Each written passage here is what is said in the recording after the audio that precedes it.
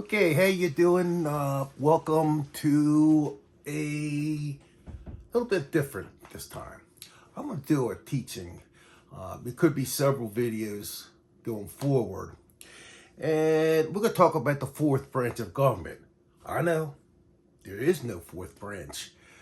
But just hear me out for a minute. I've been seeing this. I guess I've been in business and in different types of businesses for over 50 years. And I've seen this other branch that I call the fourth branch, bureaucracy. You got the executive, which is the president.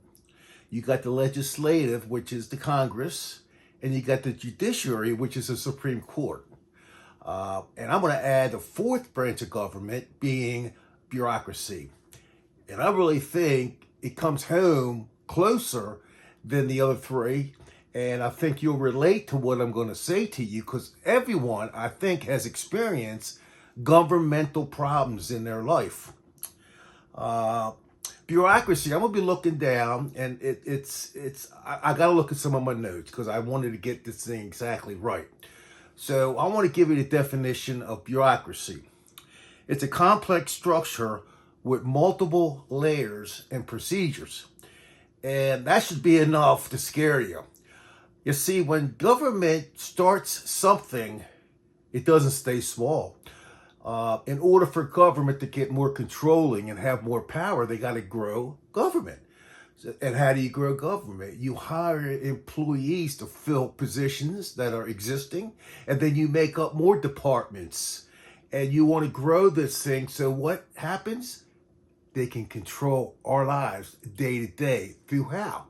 Taxation and representation, and also regulation, okay? Because they're not representing us, they're representing the government. They're regulating us, stopping us from exercising our freedom, and they're taxing us to death because if you steal the Americans' money and their wealth, you got them. You got everything you need. And then they go slip down, and I don't want to talk about the Second Amendment, but you get the money and you get the people's arms and you got them by the short ones, if you know what I mean.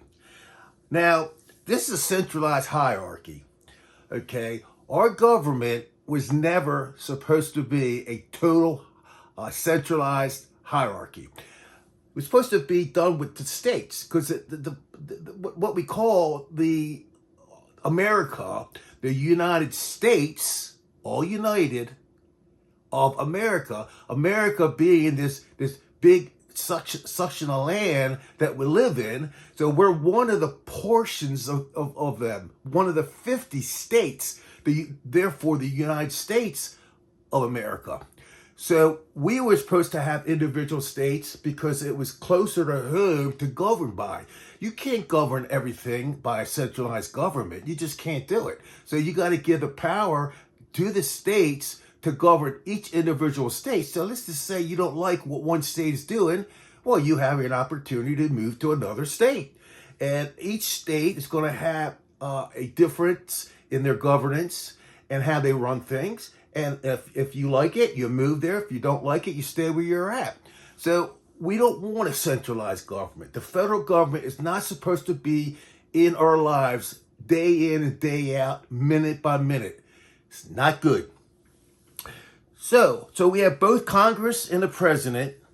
They exercise the oversight of this new branch that I call the fourth government, bureaucracy. So you take the president, who's the top dog, and then you have the Congress, and they work together to govern us. And I don't want to touch on everything that they do, but they all are in that order: the president, Congress, meaning Senate, congressional. They have authority over us, and they want to dictate that through other agencies. So they'll create things like the SEC, Securities Exchange Commission, Department of Foreign Affairs, school, housing department, you name it. There is a commission or an agency that has been created by the government over these hundreds of years to, the purpose was to make our life easier. So we govern as a majority, we govern as a group of people, and not have one person, like we broke away from England, as being the dictator of all things. And that's why we broke away. So we want our individual freedom. Our freedom was given by God, not flesh and blood, by God. And right now we are in a major revolution to save our liberty and our freedom by, I call, a corrupt government. And we're seeing that through agencies left and right. I'll name a few of them. The CIA, the DOJ, the IRS. They just hired a bunch of goons to look over us even more and to steal even more stuff and to try to scare us. And that's what's going on. The FBI. Look how they've been working the FBI at the higher tiers. I'm not talking about in the lower tiers, because when you get to the FBI, you have something like a FBI director at the top, and it just goes down like a pyramid, okay? And the bottom of the pyramid are all the work people, and they're the common people that carry out what they've been told for the hierarchs. And the hierarchs are up there, and a lot of these guys are corrupt. We've seen that especially during the Biden-Harris legacy. And we've seen it through the Obama legacy. And this has got to stop. And we're going to stop it, okay? It's going to get stopped. It's going to be a battle, but we're going to stop it. Now, there are 5 central problems with the implementation of bureaucracy. And I just want to look at 5 of them. I don't want to talk about 6 of them, 7 of them, but we're going to go on with this information for a few videos. First, some of the problems that I see is the mindset of the higher stages of these departments, SEC, Securities Exchange Commission, and so forth, OSHA. And they have these guys at the top, and they love power. They work their way to the top to get that power, and they don't want to let it go. And if you get forced into something by the government, let's just say, I was a roofing contractor. Now, I've did a lot of different things in businesses. I'm more of a entrepreneur. Now, they came in here, the OSHA teamed up, and they said, you know what? We're going to go after these small roofing contractors. And we're going to have, because they can create a list of laws. They had the power to create more laws within that agency. So they got a little mini government going on, okay? You got the executive branch that shows up maybe in the director of the FBI, and then you got people that are willing to carry out what the director wants, okay? And then they got a judicial branch. They have their own in-house lawyers. And if you get into trouble with the IRS, let's leave the IRS alone. I can talk about the SEC. And they don't like what you're doing. They got in-house lawyers. And they got all the money they want to spend. So if let's just say Gary Gensler, who is the chair of the SEC, who is as corrupt as the day is long, doesn't like something, so he could take it as a personal, let's say, mission to go after people he doesn't like because of the industry. Take it for cryptocurrency. He hates cryptocurrency, so he's in charge, and he wants to destroy the cryptocurrency and digital currency that is the future of this world. Now, America's way behind the 8 ball, and the rest of the world is doing their thing with cryptocurrency for digital and money transactions. And the nice thing about Trump, he said the first day he's going to get rid of old Gary Gensler. And there's a lot of senators and congressmen and people are 100% behind him. But now he's got this agencies, and he's a big god. He's a big honcho. So he uses the people under him to push down the power he's got. And he's got these guys that are like a bunch of robots, puppets, whatever you want to call them. And he goes down and he allows them to do destructive stuff to the capitalist market, and he gets away with it. Now, what happens when that all happens? you're in a world of hurt. Okay, I've been involved with OSHA 2 times. I've been involved with the Maryland Home Improvement Commission uh, on cases around home improvements, whether it be roofing, siding, windows, you name it. And then I've been around some issues with the Sales and Use Tax Division, and I fought them, and they don't like it. And you know what they do? They first they intimidate you, then they want to bury you, and that's the first thing I want to look at: red tape. They want to bury you with red tape, pages and pages and pages. And if you stay up with him, you're okay. But just miss one page. And this could be a process of many years. Just keep back and forth and back and forth. That's bureaucracy, red tape. And they know that they can wear you down. You just give up and you start paying the penalty, whether it be a monthly or a lump sum of money. And if you got the fortitude to go forward and fight them, you do it. And there's a lot of information on how to do that to these agencies that are corrupt. They're corrupt, and that's all I can say. And I don't want to go into the Maryland Home Improvement Commission and building and all that, but that's the first one that I can think of that's part of bureaucracy that's not good. Then you have something that's called conflict. In the bureaucratic setting occurs when the goals of the two or in the organization do not work together. They have, think about a conflict.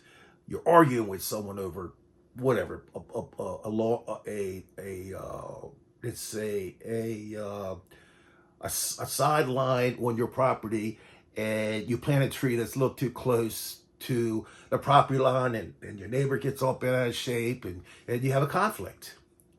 Well, the same goes for in the government. You got Democrats, you have libertarians, you got Republicans, and they want to they gotta bring a law forth. They gotta propose a bill, and you're dealing with conflict in the Congress.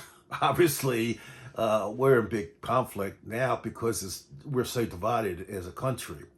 So you're fighting among each other, and a lot of times you don't get it resolved because people are so principled in what they believe. Like let's say you want to put in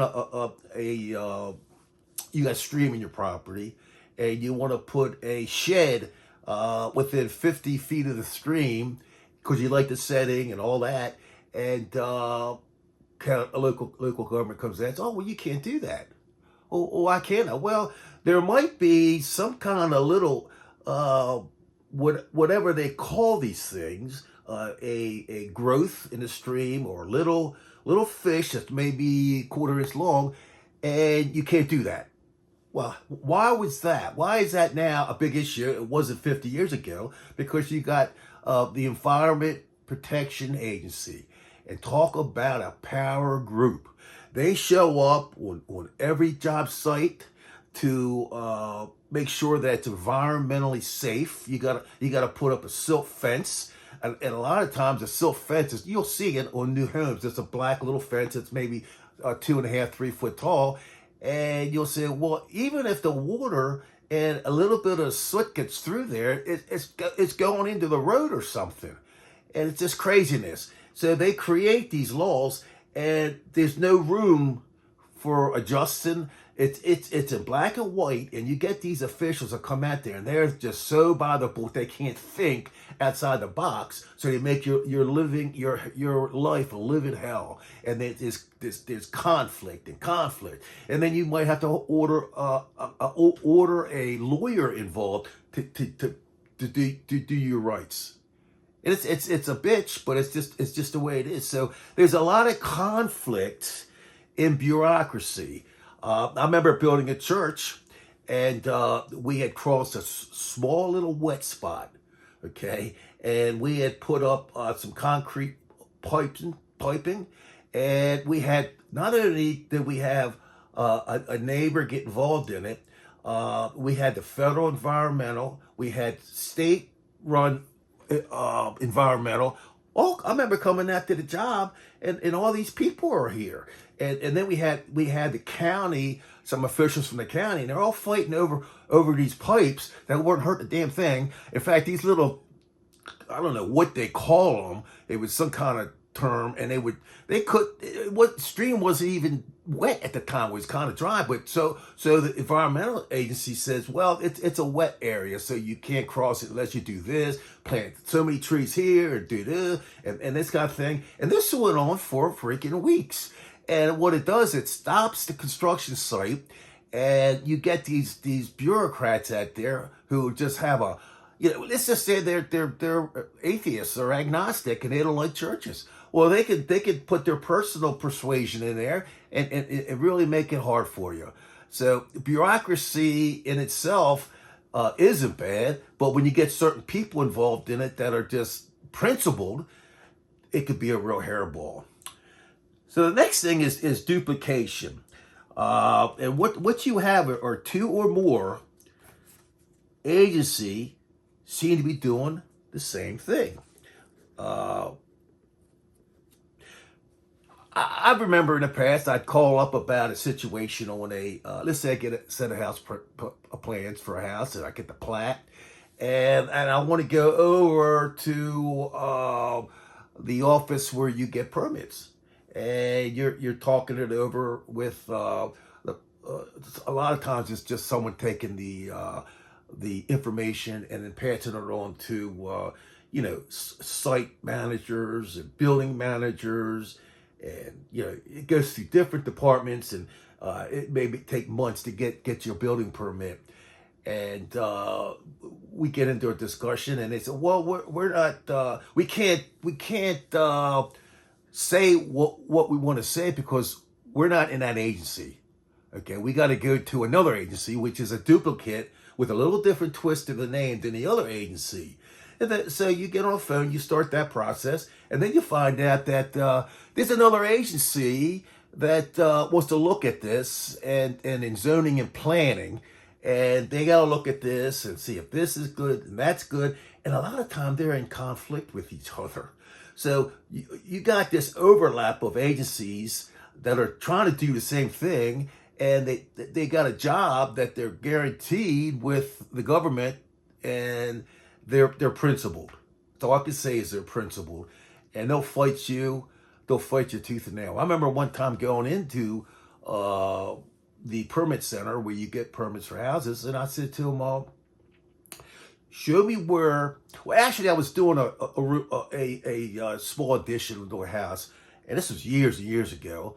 And showed me the Maryland Home Improvement that shows that I have to have a permit to do this. So the girl says, okay, well, I don't know how to answer it. So we go to back, and some hot shot that's a couple tears up from her started trying to make us look like fools because we're questioning his authority. And where's the authority come that I have to have a building permit to put up a small, let's say a deck or concrete patio, shed, or anything, and they can't show it to you because there is none. But they've been told that they have to get a permit, and if you don't get a permit, you're in violation of the law, and we can put a stop work order on this, and you'll pay a fine. And that's how they handle things. So that's how they rule. That's how they rule. They don't care if there's a constitution. They could care less. All they know is there was a law made within that organization, and they have this law that they created themselves, and they hold by that thing. So it's not good. It's not good, and we have got to change this. Then you get into imperialism. This is an interesting area. You wonder why imperialism is part of the bureaucracy. And I'm going to read something to you. Imperialism: when agencies grow without regard to benefit or cost, agencies go to Congress for more and more money. Okay, so they want more money. And here's how the deal goes. Simply put, They go, let's say the SEC goes to the government once a year and they say, we need $5 billion. We need to hire more staff. We want to get a cost of living increase. We want this, we want that, and we need $5 million. So the government votes and most likely gives them the $5 billion. So that grows their agency and their little pyramid structure. Now remember, I didn't tell you this, but there's over 2,000 agencies, commissions, office of something or service of something that we have in the United States, and they continue to grow the government and grow these agencies in order to control us more. The whole idea of this bureaucracy was to make our life easier, okay? Whether you're a homeowner or you're a business owner, and it's just the opposite of what it's doing. It's making our life harder. It's regulating us more. It's costing us more to live because of the taxes and the fees and the permits and everything like that. So this is not the way it was intended to be, but this is where we're at right now. So we have this group of people, and let me give you a side note. Just the other day, they had jobs report. I think it was on Friday. And they said they had created 104,000 jobs in a certain month. I think it was September. But they had to adjust it. They had to adjust it by 100,000 because the month before that, they put a number that was false. So they had to adjust it. So it gave us 5,000 new jobs. And then they go and show you, look under the hood, what is all these numbers equals? Has it equal only 4,000? Well, 40,000 jobs in 1 month were created by the government. We're growing government like it's going out of style. And guess what manufacturing jobs went up by? 45,000. So you got 40,000 government jobs, 45,000, people who work factories and that sort of thing, manufacturing, So we're growing government at the expense of the people. So now you have more overhead. Now remember, the government does not create anything. It's a public sector that creates the money, okay? These people that run our government, and I'm talking the president, the vice president, the senators, the congressmen. Let's stop there for a minute. That's the highest point of the pyramid. We pay their salaries, and we pay a lot of money for their perks, their retirement, their health care, their housing, their food, their transportation. Then you go down to the hierarchy down below. Then you got all these departments, department for the schools, the department for permits, the department for this and that. And then they're all paid by us, the private sector, with our money and our taxes. And they get us locally. They bust our chops when we're trying to get a permit or trying to do anything on our land that we own. I don't care what it is. It doesn't matter. If you want to paint your house, you got to get permission from somebody. And this thing just keeps going down and down until you have half the people in the country on the government status.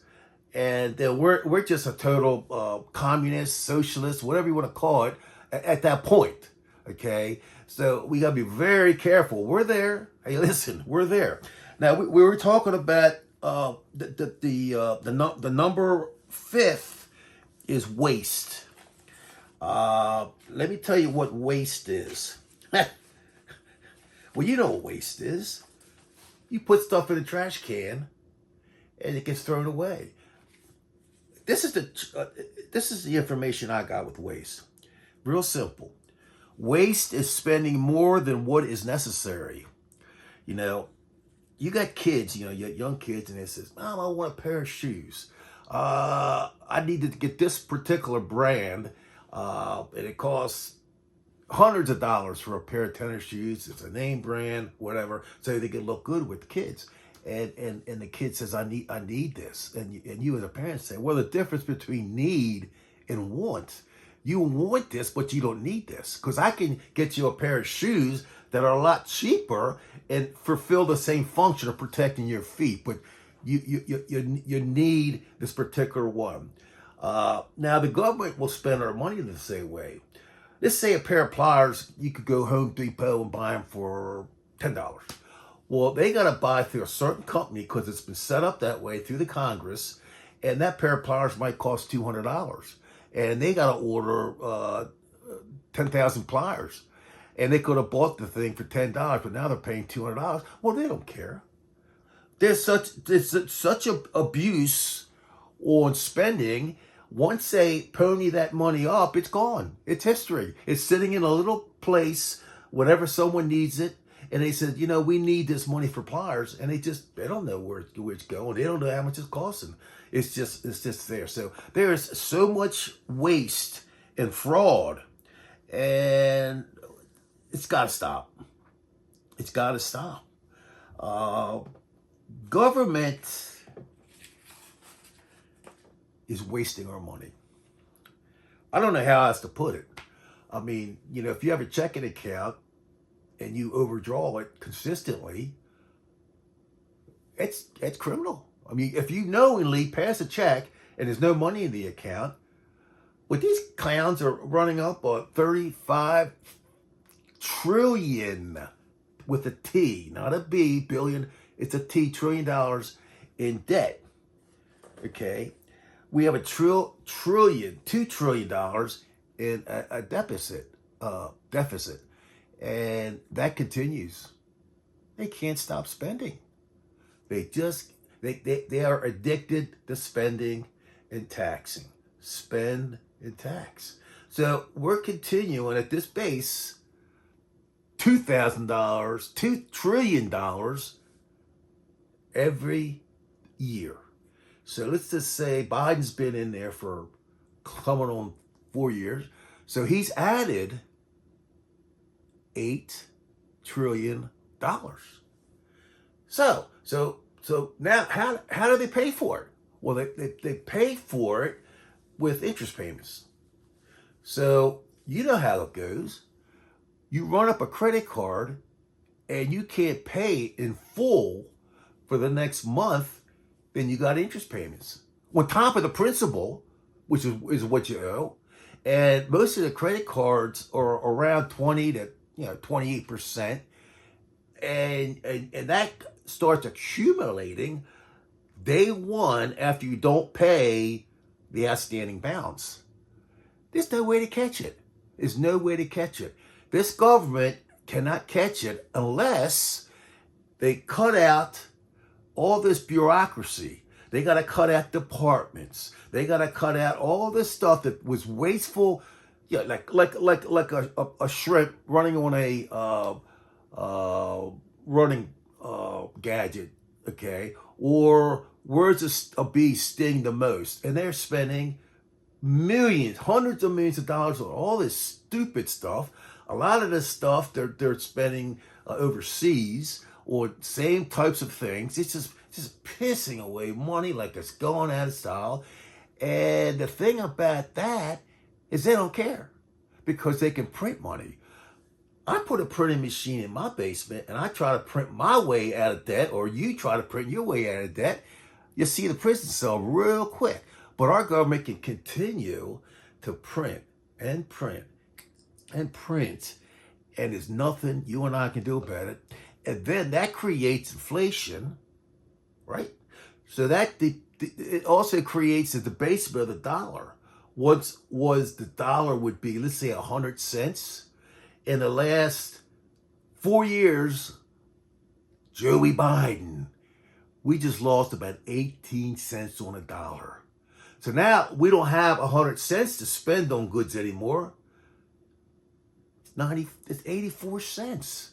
And then the next president does it. And the debasement of the dollar doesn't buy as much. Hey, look, you used to be able to buy a house in the 60s and early 70s, anywhere from $8,000 to $20,000. $8,000 to $20,000 doesn't even buy a new car today. These young kids are going out and trying to buy homes, and they can't buy a home because they can't afford to pay $400,000 or $500,000 for a medium house. They can't afford the interest payments. They can't afford the down payment. They can't afford to keep the house with real estate taxes, put furniture in there. They can't do it. We've ruined our future for our kids and our grandkids. As simple as that. Now let me look over my notes. I know I don't use notes typically, but I wanted to use it. I wanted to say the definition of imperialism. So I was wanting to figure, why is he talking about imperialism? Well, let me say what this is. I looked it up in the Webster. A doctrine, a political strategy, practice, or state policy, advocacy that consists in every extension of power by territorial acquisition or by extending political and economic control outward over other areas. Basically, it's power versus freedom. We are, in a sense, an imperialist state. We want to go out, and I'm not going to get off track with this thing, but it's one of the five points that I wanted to make on bureaucracy. We want to control by power and force any way possible to control the world. It's just the truth. And you might say, well, that's not true. Well, it is true. Okay, see about all the billions of dollars. Well, let's say 200 billion just the Ukraine alone. Let's say all the money that we spend in countries. I haven't even heard of some of these countries that get money for whatever the cause is. They'll get money, and they don't ask me. The government doesn't ask me. Does it ask you if you want to spend it on this project? No, they just do it. Okay. Here's American. I looked up American imperialism in the USA.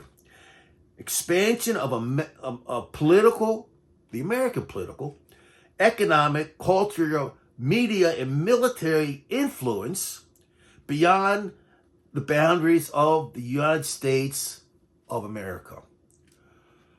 Come on now, you know I'm telling you the truth now. We have our nose all over this world. Some of it for good reasons, you know.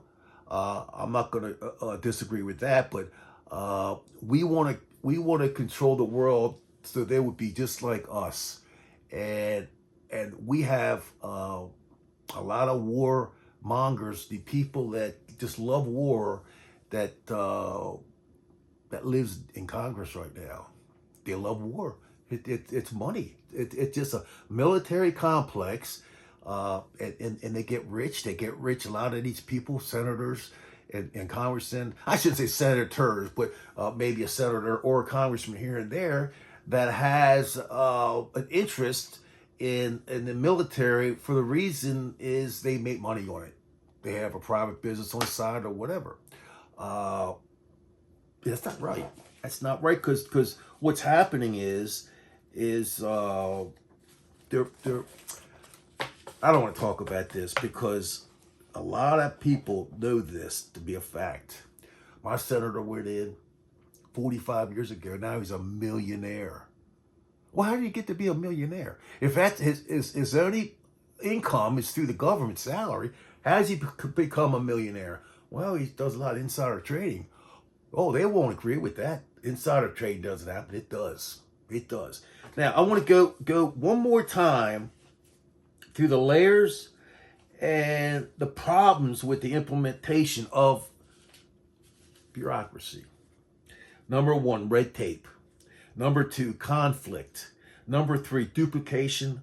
Number 3, imperialism. And number 5 is waste. And those are the attributes of bad bureaucracy. Now, I'm going to continue this subject matter because there's so much other things that tie into the 4th portion of our government, bureaucracy. Now, if you thought this was ridiculous, no sweat off my back. Did you get anything out of it? Great.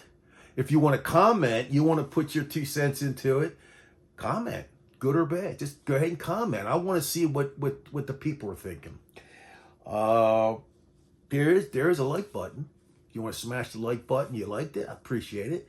And if you want to subscribe, to this channel, Let's Talk. It's called Let's Talk. Go ahead and do it. It's free. It doesn't cost you a dime. Just subscribe, and when I put out a video, I'll make sure that you get one in your mailbox. So it was nice talking to you, and we are in troublesome times. And America, you gotta wake up. You gotta wake up. So with that, good night.